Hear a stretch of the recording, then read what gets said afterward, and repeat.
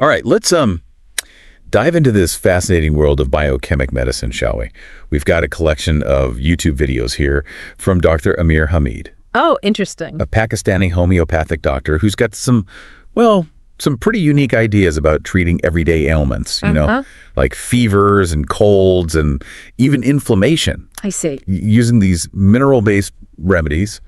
He talks about ferrum phos, natrum myrrh, belladonna. Wow, those are some... And aconite. Yeah, familiar names from the homeopathic world. Right. All made from naturally occurring mineral salts, often used in homeopathy. Right, right. And Dr. Hameed seems, well, he seems pretty convinced that these can be really effective with minimal side effects and maybe even boost your immunity. So let's get our expert in on this and see if the science, you know, backs up these claims. It's definitely intriguing how Dr. Hameed suggests that allopathic doctors, you know, those practicing conventional medicine, could actually consider incorporating these remedies. Especially ferrum phos, right? Yeah, especially ferrum phos, Yeah. He even positions it as a potential tool for addressing iron deficiency and weakness. Really? Dr. Hameed claims ferrum phos can help with, well, it seems like everything. Headaches, nosebleeds, coughs, even joint pain and digestive problems. Wow, Seems like a cure-all, doesn't it? It certainly does sound like a wide range of applications. Yeah. It does. However, some studies have shown a potential benefit for fatigue, but more rigorous research is needed, especially considering the unique way these biochemic medicines are prepared. Okay, so let's talk about that preparation because it's fascinating. Yeah. Dr. Hameed recommends taking ferrum phos 6x twice daily, 4 tablets for adults, 2 for children. Okay. What exactly does that 6x mean? It all has to do with potency, right? Exactly. And this is where we step into some of the most debated areas of homeopathy. Right. 6x signifies that the original iron phosphate has been diluted and succussed, which means shaken vigorously. Oh, wow. 6 times. Yeah. The higher the number, the more diluted the substance becomes. It's a concept that can be hard to wrap your head around because conventional medicine focuses on concentrated doses of active ingredients. Right. Homeopathy, on the other hand, works on the principle of, well, like cures, suggesting that a highly diluted substance can actually stimulate the body's healing response. So it's a totally different way of thinking about how medicine works. Yes, a fair statement. But let's move on to another interesting one. Okay. Natrum myrrh, which is just a fancy way of saying sodium chloride. Right. Good old table salt. Interesting. It does seem surprising, doesn't it? You wouldn't expect table salt to be a remedy, but Dr. Hameed recommends natrum myrrh 6x for those classic cold symptoms, you know, runny nose, sneezing, that heavy-headed feeling. Yeah. And fatigue. He even suggests a unique method of administration, sucking on the tablets.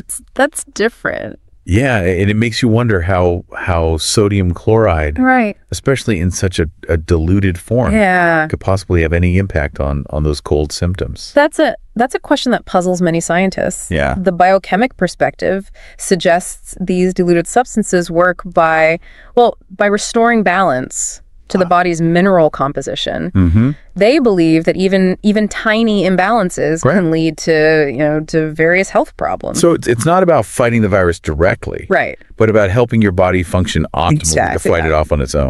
It's worth noting that some research has looked into the potential benefits of saline solutions for nasal congestion, but the mechanisms of action proposed in biochemic medicine are quite different. Right. Okay, let's move on to a remedy that might sound a bit more familiar, belladonna. Okay. This one seems to be Dr. Hameed's go-to solution for. It seems like a whole bunch of issues. Right. Even suggesting it as an alternative to conventional anti-inflammatories. Oh, wow. Antibiotics. Okay. And even pain relievers. That's a bold statement. It is. And it's important to remember that belladonna is, it's a powerful substance with a long history of use in traditional medicine. In its concentrated form. It can actually be, quite toxic. Oh, wow. But Dr. Hameed, like many homeopaths, emphasizes that the highly diluted forms used in these remedies pose a minimal risk of toxicity. So we're not talking about taking a spoonful of belladonna here? Definitely not, no. Okay. The key is in the dilution. Right. Dr. Hameed specifically recommends it for conditions like sore throat, fever, congestion, and inflammation. He even points to specific symptoms like red face, dry mouth, and headache as indicators for its use. It's interesting how homeopathy focuses on these specific symptom clusters. Yeah. Almost like a personalized puzzle. Yeah. What's the reasoning behind connecting these particular symptoms to belladonna? Well, homeopaths believe that that these symptoms represent the body's, attempt to heal itself. Okay. They see belladonna as a way to support that process, almost like nudging the body in the right direction. Oh, okay. Of course, this approach differs significantly from how conventional medicine views, It's definitely a different way of thinking about the body's response to illness. It is. Now, before we move on, we can't forget about aconite. Right. Especially for those sudden high fevers that can be so scary, particularly in children. Dr. Hameed seems to advocate for a very frequent dosage schedule. Okay. Which might raise some eyebrows. What are your thoughts on that? Well, aconite, like belladonna, is a substance that's toxic in its concentrated form, but is used in highly diluted forms in homeopathy. Right. The idea of frequent dosing is interesting because it contrasts with conventional medicine's approach of spacing out doses to maintain therapeutic levels in the bloodstream. Homeopathic principles suggest that the frequent administration of these highly diluted substances is meant to stimulate the body's self-healing mechanisms. Yeah. It's important to remember that Dr. Hameed is approaching these conditions from a homeopathic perspective. Right. His recommendations might not align with what a conventional doctor would advise. Exactly. It's essential to be aware of the different perspectives and approaches within healthcare. Understanding the limitations and making informed decisions. Exactly. Now, stepping back a bit, is there anything that ties these four remedies together? Okay. Ferrum false, nature myrrh, belladonna, and aconite. Yeah. Is there a common thread that runs through Dr. Hameed's approach? What's fascinating here is that they all fall under the umbrella of biochemic medicine, which is a specialized branch of homeopathy. Right.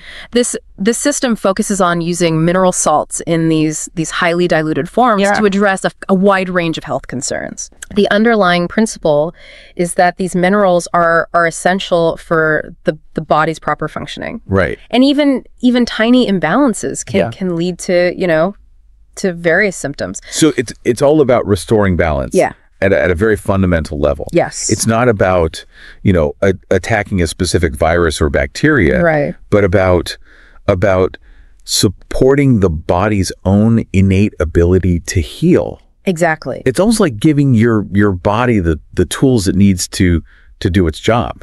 That's a great way to put it. It's a very different paradigm from the conventional medical model, right, which often focuses on targeting specific pathogens or blocking specific pathways. And it raises an important question. Yeah. How do we determine what constitutes sufficient evidence, right, for the effectiveness of these remedies? That's where things will get complex. The standards of evidence in conventional medicine, with its emphasis on randomized controlled trials and statistically significant results, don't always align perfectly with the principles of homeopathy. Right. Homeopaths often point to their own clinical experience and anecdotal evidence, which hold less weight in the scientific community. It seems like bridging this gap between different systems of medicine is crucial. It is. If we want to truly understand the potential benefits and limitations of approaches like biochemic medicine. It's not about proving one right and the other wrong, but rather about exploring the nuances and complexities of each, and how they might complement each other. I completely agree, and it's important for individuals to be aware of these different perspectives when making healthcare decisions. Absolutely. We need to encourage open dialogue and critical thinking. Yep. Always questioning assumptions and seeking a deeper understanding. I couldn't agree more. So you've given us a lot to think about regarding these biochemic remedies. Right. What stands out to you the most from Dr. Hameed's videos? Right. What sparked your curiosity?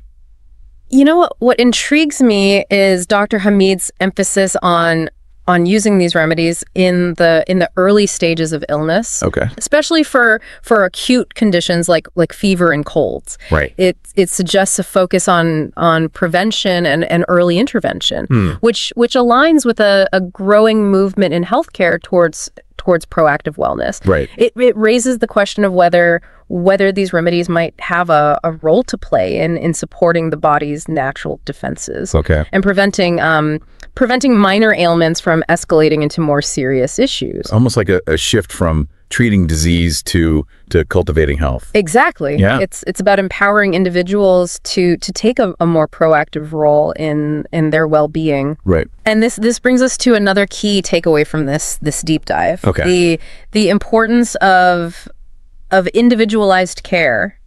Dr. Hameed's recommendations, while interesting, should not be taken as one-size-fits-all solutions. Right. What works for one person might not work for another. It's a good reminder that healthcare is not a cookie-cutter approach. No, it's not. We all have unique needs and responses to different treatments.